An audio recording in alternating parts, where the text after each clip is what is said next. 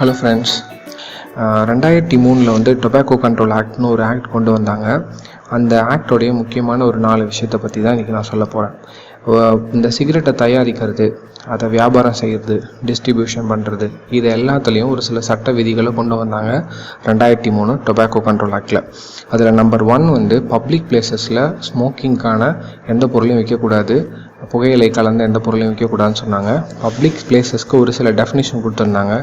அதாவது ஆடிட்டோரியம், மருத்துவமனைகள், railway station, amusement centre, சாப்பிட்ற இடம், ஹோட்டலு, நீதிமன்றங்கள், பசங்க படிக்கக்கூடிய ஸ்கூல், லைப்ரரி, பப்ளிக் அதிகமாக இருக்கக்கூடிய இடங்களில் விற்கக்கூடாது. வேறு எங்கே விற்கலாம்? ஓப்பன் ஸ்பேஸில் மக்கள் நடமாட்டமே இல்லாத ஒரு இடத்துல வச்சு தான் விற்கணும்னு சொன்னாங்க. இது நடைமுறையில் இருக்கான்னு கேட்டால் மேக்ஸிமம் இல்லை. பட் ஆனால் இந்த சட்டத்திட்டத்தில் ரொம்ப தெளிவாக சொல்லப்பட்டிருக்கு.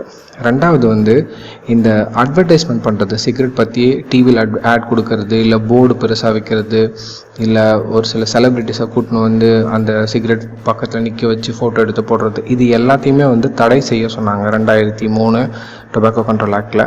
3வது சொல்கிற பாயிண்ட் வந்து 18 வயசுக்கு உட்பட்ட பசங்க, மைனர், அதே மாதிரி ஸ்கூல் பசங்களுக்கு டொபாக்கோ விற்கக்கூடாது, ஸ்மோக்கிங்கான சிகரெட்ஸ் விற்கக்கூடாது அப்படின்னு சொல்லியிருந்தாங்க.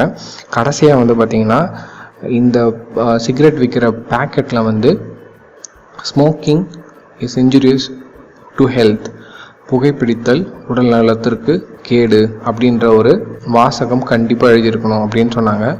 அதில் வந்து பிக்டோரியல் டயக்ராம்ஸ், ஒரு நுரையீரல் மாதிரி போட்டு அது கருகி போகிற மாதிரியான படங்கள் போட்டிருக்கணும்னு சொன்னாங்க.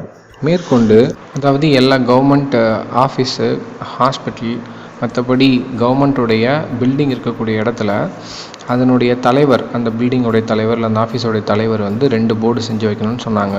அந்த போர்டில் வந்து நோ ஸ்மோக்கிங் ஏரியா, இல்லைனா smoking here is an offence அப்படின்னு பெரிய வார்த்தையில் எழுதியிருக்கணும். அது மக்கள் நல்லா பார்க்குற இடத்துல என்ட்ரன்ஸில் ஒன்றும், ஆஃபீஸ் பக்கத்தில் ஒன்றும் வைக்கணும்னு சொல்லியிருந்தாங்க. அந்த சைஸ் ஆஃப் த போர்டு கூட சொல்லியிருக்காங்க 60x30 சென்டிமீட்டர்ஸில் இருக்கணும். இதே மாதிரி இந்த புகையில் விற்கக்கூடிய கடையிலையும் ஒரு முக்கியமான போர்டு வைக்கணும். அதில் sales of tobacco products to a person under the age of 18 years is an punishable offence அப்படின்னு அதில் எழுதியிருக்கணும்.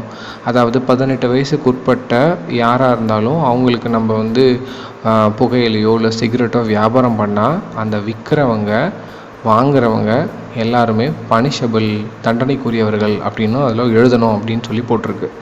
தேங்க்யூ.